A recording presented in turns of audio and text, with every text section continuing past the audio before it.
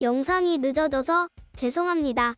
지난 시간에 이어 캐나다에서 부모가 자녀를 위해 대학 학비 준비를 하는 RESP에 대한 모닝님의 경험담을 이어가도록 하겠습니다. 아니, 대학 등록금이 해결이 됐다며 왜 애가 대출을 받느냐고 라고 따지시는 분들을 위해서 오늘 그 해답을 영상으로 담아봤습니다. 구독, 좋아요, 알림 저에게 큰 힘이 됩니다. 오늘 이야기 이제 곧 시작합니다. 안녕하세요, 모닝입니다. 지난 시간에 교육 적금 부은 거 받으면서 뭐 대략적인 혜택을 이런 게 있다고 얘기를 했는데 학자금이 다 해결됐다고 해놓고 뜬금없이 끝에 뭐야, 대출을 또 받았다고? 왜? 쟤 뭐냐? 미친놈 아니야? 그럴 수도 있습니다.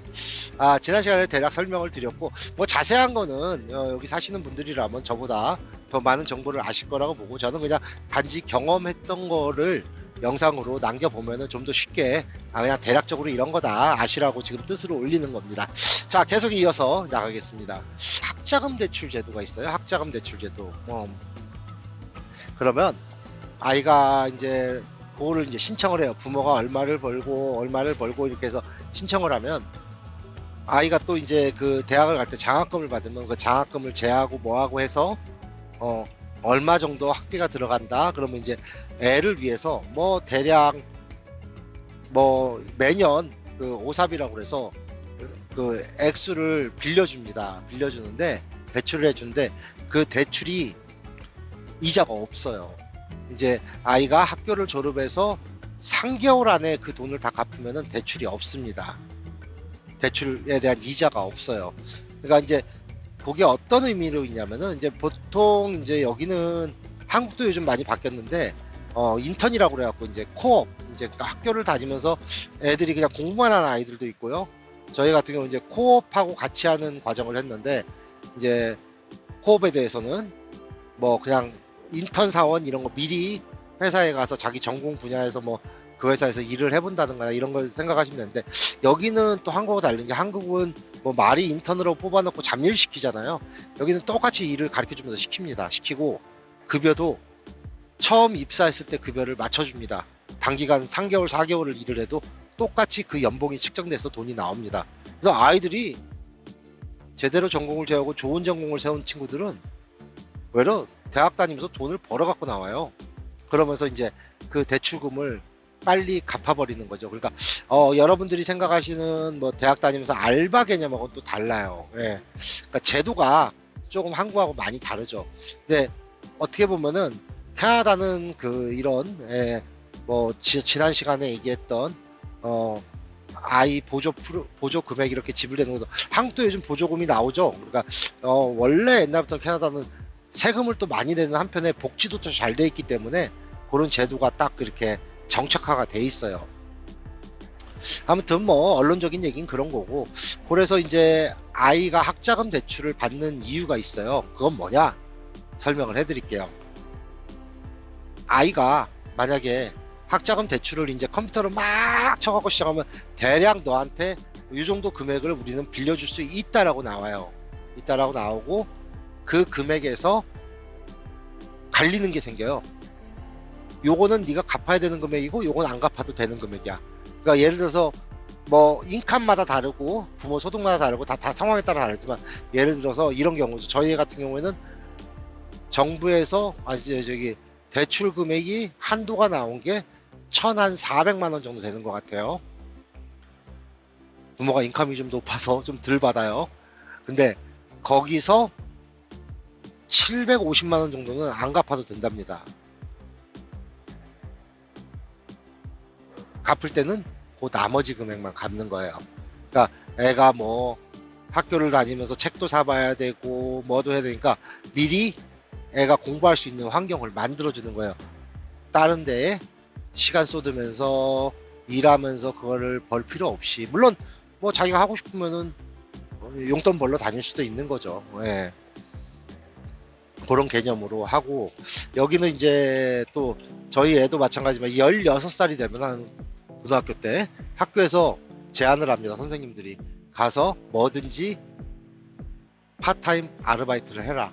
그래서 아이들이 그때부터 세상에 발을 들여놓습니다. 예. 그래서 그렇게 일도 조금씩 하면서 아이들이 세상 밖으로 나가는데, 아 정말 저는 가슴이 아팠어요. 우리 애가 벌써 저렇게 일 안 했으면 좋겠는데 경험을 한다고 그러니까 벌써부터 저렇게 세상 밖에 나가서 필드에서 세상에 찌든, 예? 그 현장의 모습을 겪어야 되는가. 하지만은 뭐 우리 와이프도 여기서 자랐기 때문에 뭐 당연히 하는 것처럼 하더라고요. 나는 하지 말았었는데, 내가 그만큼 용돈을 주마. 아빠가 회사가 있으니까 아빠가 하이어 할게. 그래도 굳이 다른 거를 접해보고 싶어 하는 거예요. 그래서 그 뭐 대단한 뭐 특별한 일은 아니지만 그렇게 하면서 경험도 쌓고 이렇게 살아가는 것 같아요. 아무튼 뭐 그러니까 아르바이트를 안 한다? 그건 아니에요. 하는 애들도 있겠죠. 근데 이제 저는 여기서 캐나다에서 아이를 케어하면은 가장 아이한테 현실적으로 마지막까지 해줄 수 있는 문제는 대학 학비에 대한 부담감? 예, 그걸 덜어줄 수 있다면은 부모가 해줄 수 있는 가장 큰 하나의 자녀한테 마지막으로 해줄 수 있는 선물이라고 할 수 있겠죠. 뭐 한국에는 뭐 부모가 애 결혼하면 집도 사주고 뭐 그럴 수 있어요. 예, 그건 능력이 되면 하겠지만 이 나라에서 애가 태어날 때도 돈을 안 내요. 예, 따로 애 낳는다고 뭐 비용을 내거나 그러지 않아요. 전액 다 정부에서 지원을 해줍니다. 의료비는. 예, 단지 이제 약을 엑스트라로 사 먹거나 하는 거, 심지어는 병실에 입원해 있는 것도 공짜예요. 예, 저희 같은 경우는 당시에 그 베네핏 프로그램이 있어서 원래 6인실을 써야 되는데 그 나머지 추가되는 부분은 회사 직장 생활하면서 받았던 베네핏 프로그램이 있어서 그걸 이제 1인실을 독실을 썼었는데, 아무튼 그렇게 해서 아이가 이제 대학 가는데, 보세요. 절반 가까이를 안 갚아도 된다는 얘기는 그만큼 당연히 론을 받아야 된다는 얘기예요. 그러면 엑스트라 돈이 생긴다는 얘기예요. 그걸 신청하지 않으면 못 받아요. 그죠? 공중으로 떠버리는 거죠, 그 돈은. 자, 그러면은 지금 제가 3,400만 원을 받았어요. 애 나름대로 통장에 이제 그 돈이 꽂히는데, 제도가 작년까지는 은행에, 아무 은행에 나가서 나 대학 갑니다 하면은 은행에서 그렇게 그 오삽이라는 프로그램을 자기네 은행에 유치를 해서 아이한테 그 돈을 빌려주고 통장을 개설하게끔 만들고 그랬는데, 올해부터는 제도가 좀 바뀌었답니다. 이제 인터넷 사이트에서 이제 입력을 하고 하면은 당신한테, 너한테 이 금액을 우리는 돈을 줄 거고, 그 금액을 전에는 아이들한테 직접 입금이 됐었는데 지금은 그렇게 안 되고 그게 가는 대학교로 바로 전체 금액이 입금이 된답니다. 그리고 대학에서 주는 장학금 이런 거 다 감가상각해서 학교에서 학비 부분을 좀 제하고 아이들한테 용돈 부분으로 그 돈을 내어준다는 식으로 바뀌었다고 그러더라고요. 자세한 거는 뭐 제가 나중에 2탄을 준비할지 모르겠지만 그렇게 하고 이제 저희가 부족한 학자금하고 이제 이런 걸 대주는 거죠. 근데 온타리오 이제 캐나다 저희 사는 쪽은 대부분이 첫 해에는 1학년 때는 다들 기숙사로 집어넣습니다. 대부분 안 가도 상관은 없는데 기숙사에 가서 생활을 하고, 이제 2학년 때부터는 이제 친구들끼리 뜻이 맞아서 나와서 하든지 집에서 학교를 왔다 갔다 하든지 뭐 그렇게 되는데, 그래서 학비에다가 기숙사 비용도 만만치 않죠. 기숙사 비용 먹는 거 다 해서 1년에 한 2천만 원, 좀 2만 불 넘게 들어가는 것 같아요. 이제 이번에 내고 또 절반은 1월 달에 내고 이런 식으로. 여기 이제 학기 시작이 9월 달이다 보니까, 그래서 이제 학교로 그게 가면은 애한테 이제 그게 오고, 그러니까 그 돈은 신청한 사람만이 받을 수 있는 거예요. 공돈은 물론 사람마다 다르고 가정마다 형편 따라 다르지만요. 그러니까 그거를 무조건 신청해야 됩니다. 근데 예전에 그런 분들이 있었어요. 야, 그 RSP 하지 마. 오삽 안 갚아도 되는 돈 줄어. 막 그러더라고요. 근데 첫 해에는 그 부분을 집어넣지 않습니다. 첫 해에는 원금은 집어넣지 않고, 이제 내년부터 이제 아이가 직접 아이 통장으로 17,500불 정도, 그러니까 1,750만 원 정도 돈이 들어갑니다. 그러면 내년에는 학비하고 뭐 다 해결이 돼요. 그리고 오삽을 또 신청하면 내년에는 이제 그게 그 돈 받는 게 같이 들어가기 때문에 거기서 이제 얘한테 어느 정도 낮아지겠죠, 돈이. 그래가지고 이제 애들이 공부하는데 그 돈 때문에 어렵지 않게 그런 제도가 확립이 돼 있는데, 저도 자세히는 모르지만 하여튼 저는 이제 이게 이렇게 이번에 댐으로 되고 애가 대학을 감으로써 부담이 줄은 거죠. 애가 이제 공부하는데 아빠 돈 없어 공부 못해 그럴 일은 없을 거예요. 그래서 제가 지난 17년, 애는 18이 됐지만 작년까지 됐으니까요. 그동안 그 차일드 케어 베네핏 받는 돈을 거기다 집어넣어서 이렇게 아이가 미래에 대학을 가는데 도움이 될 수 있도록 한 거는 정말 탁월한 선택이라고 생각해요. 그동안 살아오면서 뭐 주위에 유혹도 많았고요. 근데 꼭 아이가 태어나시면 어릴수록 좋아요.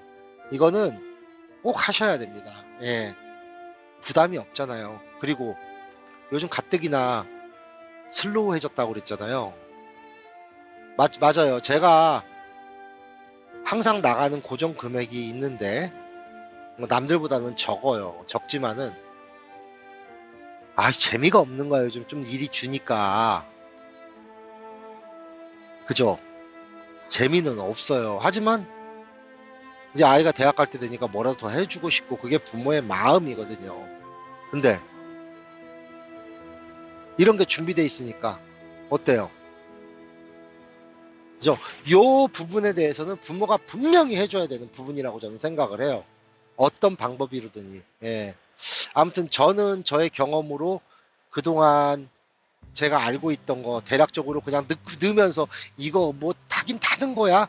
처음에 그런 사람도 있었어요. 그때 되면은 돈의 값어치가 다르기 때문에 뭐가 안 되네 말들 많았다고. 근데 미래를 가보지 않았잖아요. 결국에는 준비를 해서 이렇게 됐고, 중요한 거는 제가 그동안 17년 동안 4만 불 좀 넘는 금액을 부어서 정부에서 주는 돈 다 받았고요. 7,200불 다 받았고, 그 돈 총계를 계산해 보십시오. 5만 불 정도 되는 금액인데 그 총 5만 불이라는 돈에서 애가 혜택 보는 건 얼마예요? 대학을 가니까 더 받잖아요. 그리고 참고로 꼭 캐나다 대학을 갈 필요는 없어요. 한국에 있는 대학을 가도 되고 미국의 대학을 가도 되고, 물론 미국의 대학에 뭐 아이비리그는 비싸도 도움이 될 거예요. 이거는 분명히. 다른 분들은 애가 10살 때 이미 나서 그때 가입하신 분들은 부러워해요. 외려. 우리 애는 얼마 안 나오는데 야 대단하십니다. 이건 자랑이 아니라 필연적으로 부모가 자식한테 꼭 해줘야 돼요. 근데 어떤 사람들은 애 그 우유값 나오는 거조차도 생활비로 빠듯한 거야. 왜? 자기 주제도 모르고 무리하게 투자하고 막 그 밖에 보이는 식으로 생활을 하다 보니까 그렇게 되는 거예요. 하지만 부모는 분명히 내가 자녀를 탄생하게 만들었고 그 자녀가 살아가는데, 세상 밖으로 나가 살아가는 데까지 분명히 케어를 해줘야 될 의무가 있습니다. 다들 그렇죠. 부모 마음은 게 투자해서 잘 되면 너도 잘 먹고 잘 살고. 하지만 아이의 부분에는 분명히 손을 대지 말아야 될 부분이 있다는 거죠. 부모가 해줄 수 있으면 최대한 해줘야 돼요. 요 얘기를 한번 끝으로 해볼게요.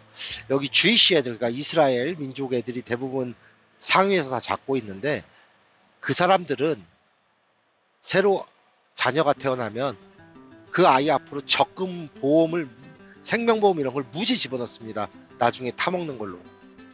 그거에 대해서는 세금이 없어요. 증여세가. 그러니까는 벌써 태어나면 아빠 엄마가 넣어줘. 거기다가 이제 할머니 할아버지가 넣어줘. 외할머니 외할아버지가 넣어줘. 또 친척이 누가 커즌이 있으면 커즌이 넣어줘. 애는 나중에 벌써 20살 되면 걔네들은 부자가 돼 있는 거예요. 근데 우리는 어때요? 이민 가서 노동자로 살아가는 우리들은 먹고 살기 위해서 빠듯하지만 살아가기 때문에 그럴 형편은 좀 안 되는 거예요. 근데 우리가 해줄 수 있는 게 딱 하나 있잖아요.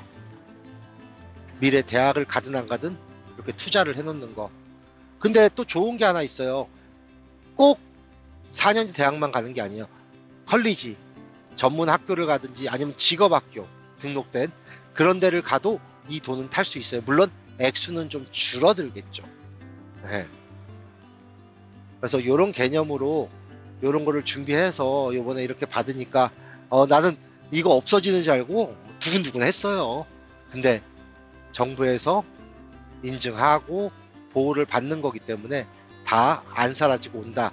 자, 보면은 금액이 좀 한 500만 원 정도가 없어졌죠. 여기는 다 뒤로 메꿔지는 거예요. 아마 이 부분 때문에 안 좋다고 하는 부분들이 있을 거예요. 근데 RRSP 인컴을 줄여서 그러면 보조금을 더 받냐?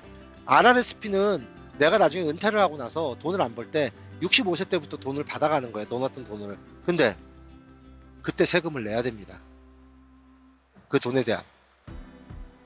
그리고 정부에서 돈 받는 것도 적어집니다. 물론 뭐 사람들마다 달라요. 닭이 먼저냐 달걀이 먼저냐 막 이런 얘기 많은데 저 나름대로 트럭 운전을 하기 때문에 비즈니스에서 떨 수 있는 건 떨고 하다 보니까 그 부분은 해결이 됐다 이거예요. 내 인컴을 내가 조정하면서 받아가기 때문에. 아무튼 어떻게든 세금은 내야 됩니다. 캐나다에.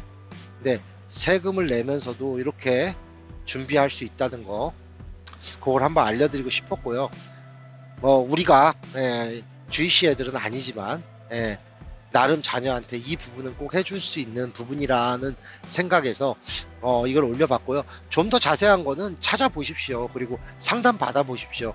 근데 제가 그동안 구워왔지만 야 들면서 이거 뭐 까이는 거 아니야 막 그런 생각도 있지만 기쁨 2배. 전혀 어깨가 무겁지가 않아요. 자녀를 위해서. 끝으로 우리 큰애가 16살 되던 해에 우리 와이프한테 갑자기 그런 얘기를 하더랍니다. 아빠 엄마 고맙다고, 자기를 위해서 교육적금을 넣어줘서 너무 고맙다고. 자, 자녀를 위해서 캐나다에 계시는 분들이라면 알고도 계시겠지만 경험자로서 꼭 이 얘기를 해보고 싶었고요. 좀 더 쉽게 설명했으면 좋겠는데 제가 말주변이 좀 약해서 여기까지밖에 못했고요. 뭐 추가로 더 해드릴 부분이 있으면은 한 뭐 학교 가고 영상으로 한번 또 더 제작해 보기로 하겠습니다. 자, 지금까지 모닝이었고요. 여러분 행복한 하루하루 되세요. 감사합니다. 다음 영상까지 여러분 구독, 좋아요, 알림 해놓으시면 최대한 빨리 영상을 올리도록 하겠습니다. 감사합니다.